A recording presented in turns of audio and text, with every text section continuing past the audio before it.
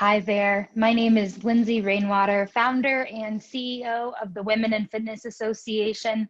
Welcome to today's conversation about harnessing your full female power. We're going to realize your full female power and harness it. Let's get into the journey. First, some context. Why is this important to me and why should it be important to you? Well, let's start by realizing that in every single one of us, there is both female energy and masculine energy. And what I want to talk about today is harnessing that innate female quality, that innate female power in really every single one of us that at times might not have gotten the opportunity to shine. And I believe that right now, in the world we live in, more so than ever, the world needs the innate female quality from us. I would like you to try on for size the mindset of thinking that I'm coming from. So in my consulting work, one of the things I talk a lot about is the third way mindset. What do I mean by that? Well, the third way is not the first or the second or the black or the white. It's the gray, it's the middle. It's the thing you've never thought about that's ultimately probably going to be the one thing that changes anything. Think about a group, think about a board meeting. So you're in a board meeting and you have 9 people that are all saying the same thing. They're agreeing with each other. They're consistently saying, yes, yes, that's the way we want it to be. And then you have the voice from the corner of the room, potentially a woman that's been sitting on an idea and isn't sure if she should talk about it. And she pops up and says, hey, have you ever thought about it from this perspective? And that becomes the third way of seeing something that maybe no one saw coming, that in my experience, I didn't think it was possible until I was doing it to breastfeed my son and be on a conference call. But guess what? It's the way I invented it to be. And so it was so. Today's agenda, what are we going to work on or work through? What are we going to realize? So we are going to talk about our full female power. Both men and women, your masculine power and how to harness that. Defining and assigning values to your life so that the clarity and vision that you move into the world with is easier than ever. How to get unstuck, because inevitably and always you will get stuck, especially when you commit to the way you want to move forward. How to choose happiness instead of manufacturing a false sense of control. One of my favorite quotes right now, Michelle Obama talking about her upbringing. And how as women, oftentimes it's the example that we see set out in front of us that lets us know something is possible. And what she talks about a lot is that she was surrounded by amazing women that helped nurture her spirit and brought her in many ways into the life that she's been able to be in so clearly. And so I want to encourage you as we ponder this topic of realizing and stepping into your full voice. What does it mean to have that environment fostered by individuals around you? And how can you be that person to someone else? So a topic and a point, I should say, that's really near and dear to my heart, that just really in the last 5 years, I've gotten more confident in using as a connecting point, is the art of storytelling as it relates to valuing one another. So for myself, I have a very long history of trauma as a child, as a young adult, in my early 20s. And it wasn't until I was about 27 years old that I had my first aha moment, and all the different ways that I had been fighting life really melted away. And I got the opportunity to seek a life of recovery for the first time. It was my doing. I hit rock bottom, and it wasn't that I was homeless or anything like that. I just emotionally, spiritually, and mentally felt dead and hollow inside. And so for me, being able to connect specifically with other women about their hardships, that element of storytelling became a huge bond in what aided in my personal healing. So as men and women, it's so important that we share our stories, that we come from a place of relatability instead of looking for the differences. And how can we use our stories whether you claim a gender or not, to relate with one another through our life experiences. What I learned over those years of hardship is that I am resilient, tenacious, intuitive, and so strong. And those blocks, that entire category of tenacity, that entire category of intuitive, when I realized those things about myself and then could start to put those talents at work inside of my day-to-day work, inside of being a mother, what I realized is I was unleashing this feminine power, this both masculine and female energy that was coming from inside of me that hadn't gotten an opportunity to act on my behalf before. But it wasn't until I did the work, until I turned myself inside out and did some self-discovery, that I was able to realize those things about myself. I want to talk about how can your current reality inform what you are doing to dictate your life, and what are the results that you're currently producing.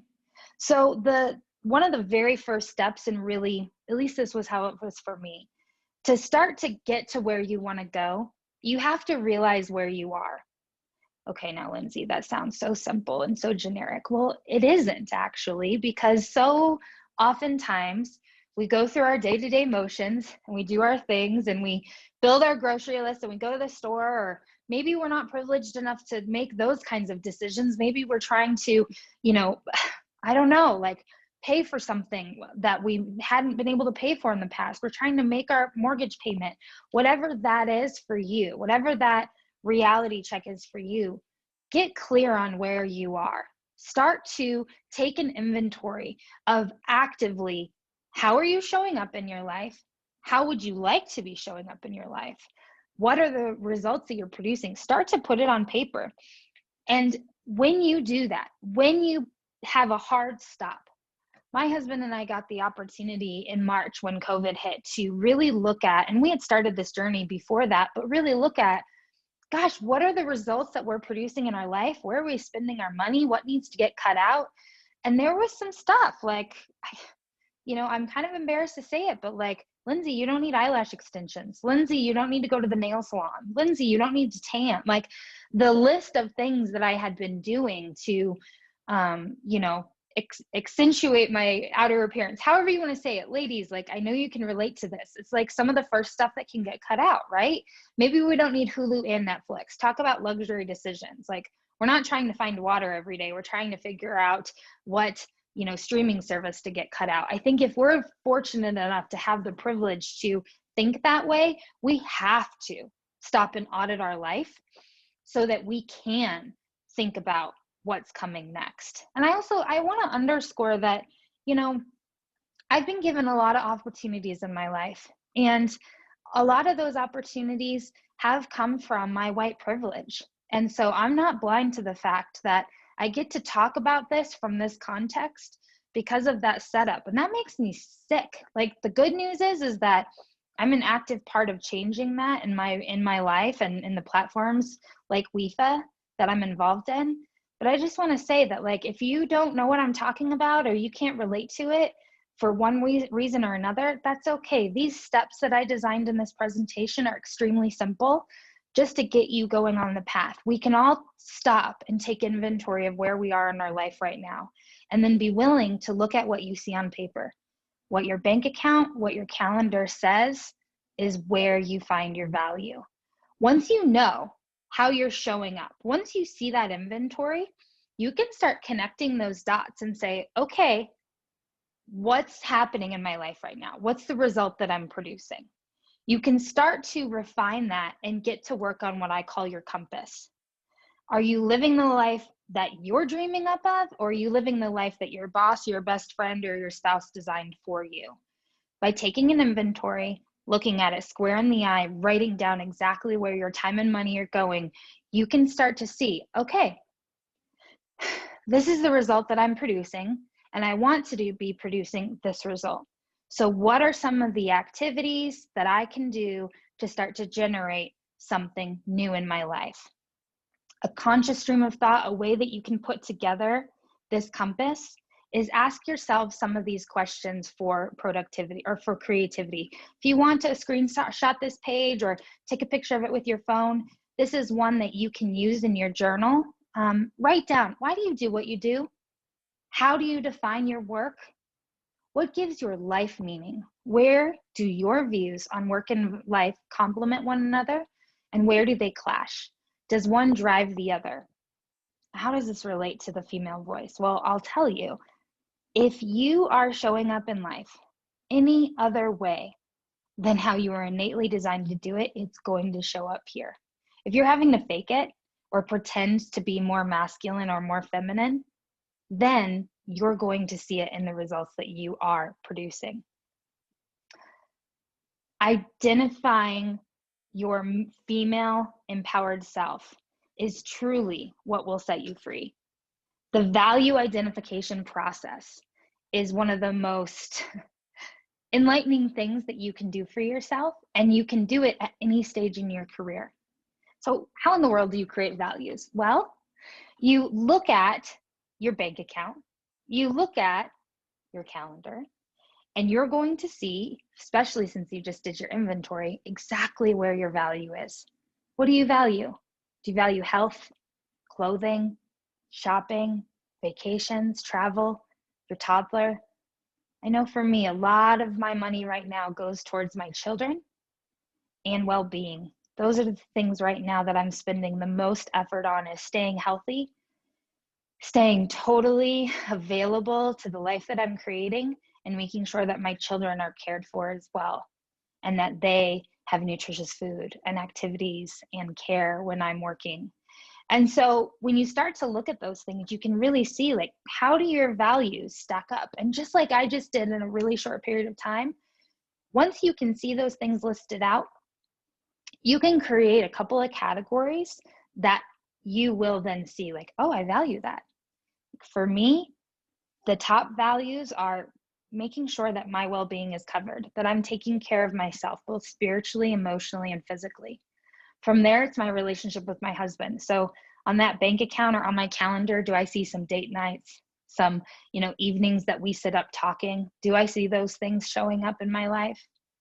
Also my parenting and my children and spending time with my family, and also my contribution. So what the work that I do with WIFA, the work that I'm doing right now by talking to you, how do each of those categories show up on my calendar and in my bank account?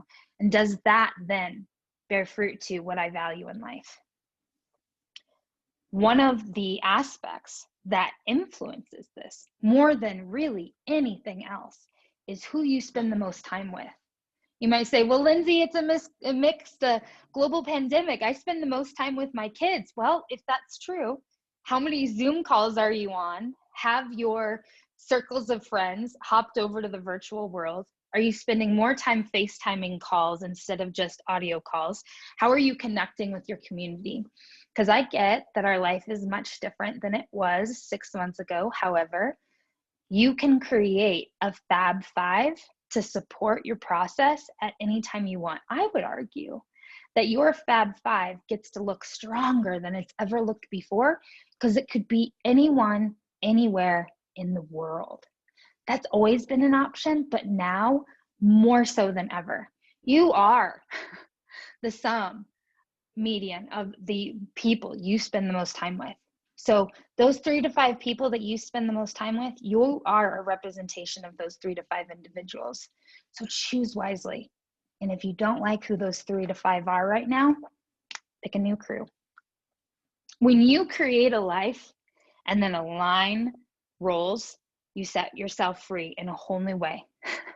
So when you go through the exercise that I just described, and you get crystal clear on your time and money contributions, what's bringing you the most aliveness, what's not, it gets really easy to say, how am I using my intuition? How am I using my innate female qualities in this experience of how I'm leading? And am I trying to do it like a man because that's what I thought I had to do? Am I leading from a stern place instead of my own authenticity? Vision. If you don't have a vision, you're going to get stuck. The only thing you will ever know is what you've already seen. If you cannot visualize the full potential of your life, you'll never be able to see what's possible. I beg you to dream. I beg you to think not only outside the box, outside of the realm of what you even know possible. How can you design or think of a life that you can't even make sense of? Go there. Create a vision that's way bigger than anything that you have to be able to outgrow it, right? So dream up the craziest thing you've ever thought of, and then get ready to create it again. Deconstruct these ideas that you've already held to. Invent the way a day could look for you. Don't just look at your job and say, I work and then I come home and then I go to bed. And then on the weekends, I go do whatever I want because my boss isn't in charge of me. Well, I would say that if you designed your day-to-day life and then put your work around those activities, I'm not arguing that you only need to work a couple hours a day. I'm saying give your organization a full commitment. And I would urge you to not design your life from the context that they are it. Design it from the place that you are it. Your commitment to your family and the things that you value the most that you found in your inventory. Line up your activities with that, and then ice that cake with work. It will truly change the way you show up to your role every day. When you're designing your dream life, find a creative process you enjoy. Use one that works for you. I love mind maps. You can see them there on the page. I love doodling. I tend to write in my journal sideways, so I don't like to just draw in the lines. I love to get graphing paper and write on graphing paper because it doesn't limit me to writing vertically or horizontally.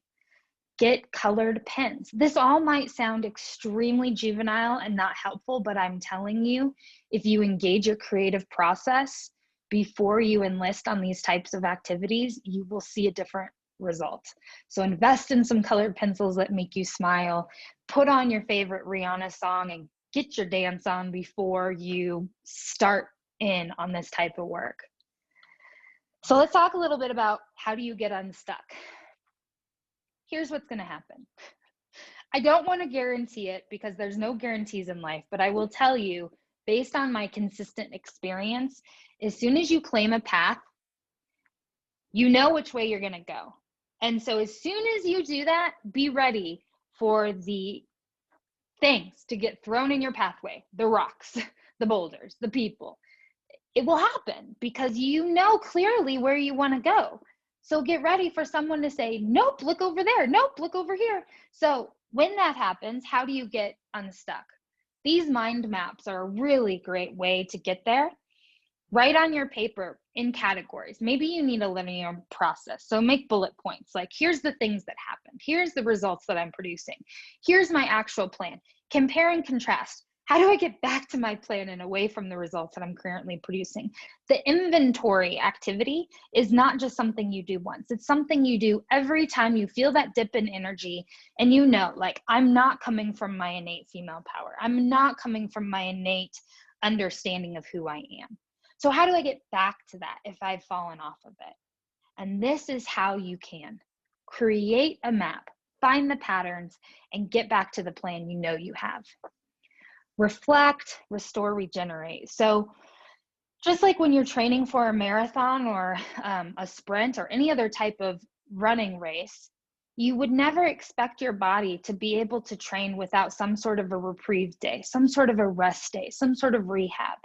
And so don't think that you're going to be able to go it alone.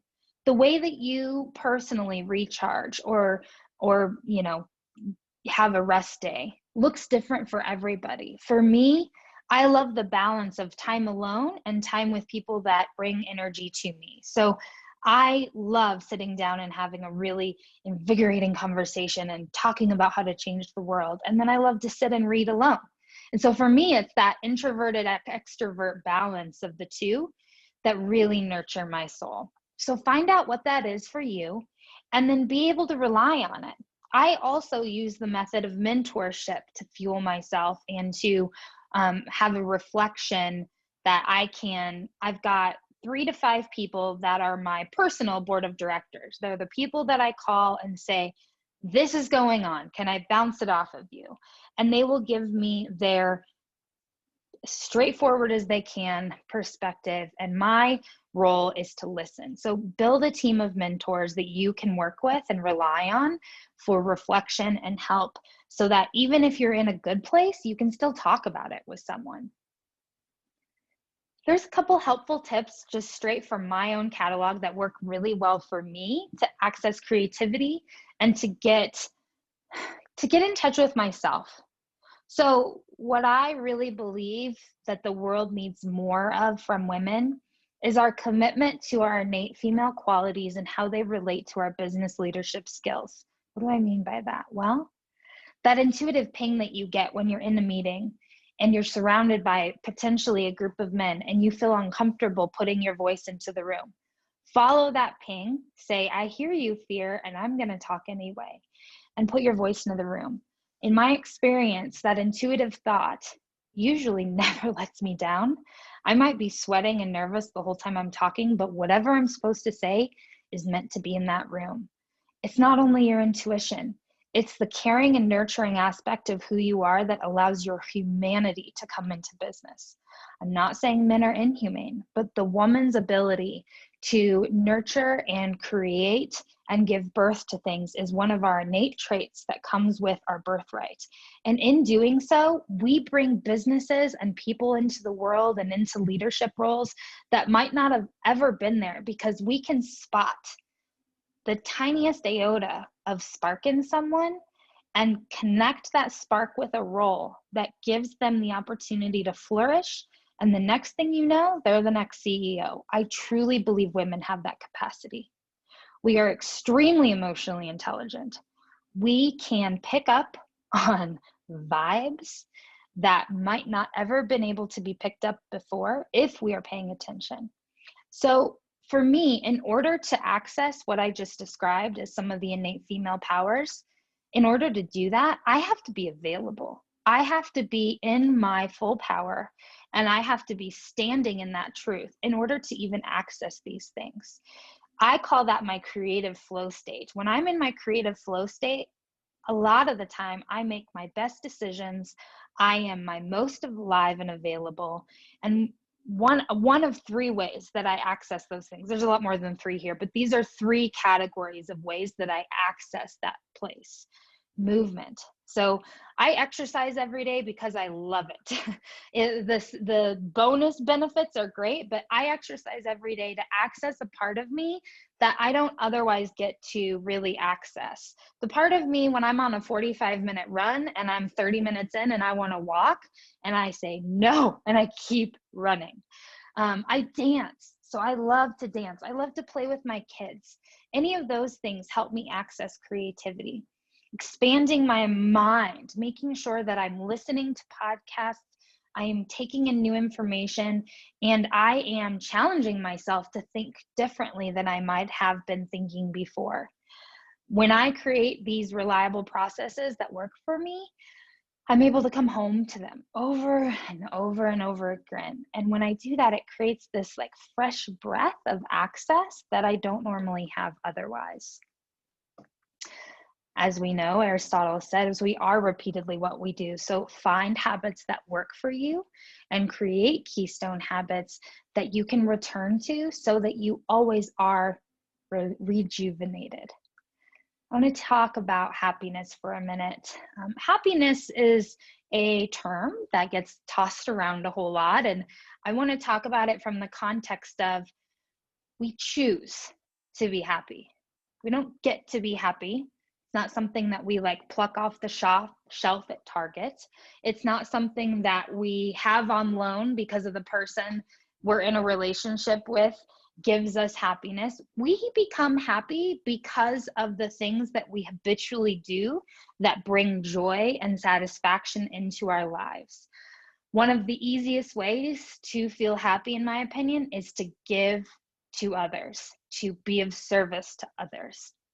If we can help other people succeed, you will inadvertently feel a deep down joy that you might not have otherwise felt. Happiness is a choice. Choose your activities wisely, as they will inform your happiness. And you have to move your feet. When you're in action, you find inspiration. We've heard it before. A lot of people want to talk about passion. Find your passion. You'll find your purpose in life. And I think that when you are on purpose with action, you become inspired inside of that. And therefore, it's passionate in the way you do it. Not all the things that I do every day am I super pumped to do. But you know what? I do them. And inside of those actions, I find the inspiration I'm looking for. I find that passion.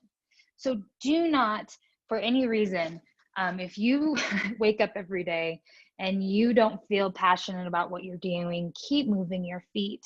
You will find purpose within that.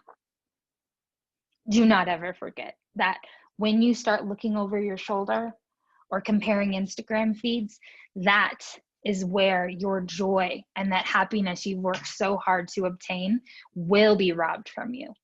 Inspiration, on the other hand, is a gift to us. And I want to share some inspirational stories from a handful of my friends that have taught me in so many ways how to lean further and further into my female power. Kara is one of my dear friends that I've known for many, many years. And she shares that finding outlets to garner confidence, speaking respectfully, listening, loving, and understanding, those are some of the innate qualities that she has leaned further and further into to bring confidence into the forefront of how she shows up in the world. Mo Hagan shares that she believes that women underestimate themselves, and we don't have to do that. The ability to transform an average person or team into a superstar is inspiring acts of greatness every single day. She offers a book suggestion. A Leader Without a Title by Robin Sharma speaks on this truth beautifully. She also shares about self-awareness and self-care. Those are two foundational leadership skills. And by the way, if you follow the advice and structure that I've put forth in this presentation, that act is self-care. By taking an active inventory of the results you're producing, that is an act, a very real act of self-care, and it will generate self-esteem. If you focus on things like this, like Mo is saying, you will absolutely step further into your full female power and your full leadership capacity. Morgan is, realizing every single day that being a woman and stepping into her power, if she sets that up as an intention, she realizes every single day the growth that that's giving her in her career. As we've seen the memes on Instagram, the chatterboxes that were chatterboxes in the school, in many ways, are the women leading the world right now. Never, ever forget that everything you already need to know is inside of you. It's up to you to discover it. Thank you. If you'd like to stay in touch, please find me at lindsay.rainwater on Instagram. My web address is lindsay-rainwater.com. And we would absolutely love to have you join the Women in Fitness Association. We're the only global non-for-profit supporting women in their career trajectory globally. We've created mentorship programs, education series, and a wide breadth of services for you to be able to grow into the next phase of your career or help other women bring themselves up to the next phase of their career.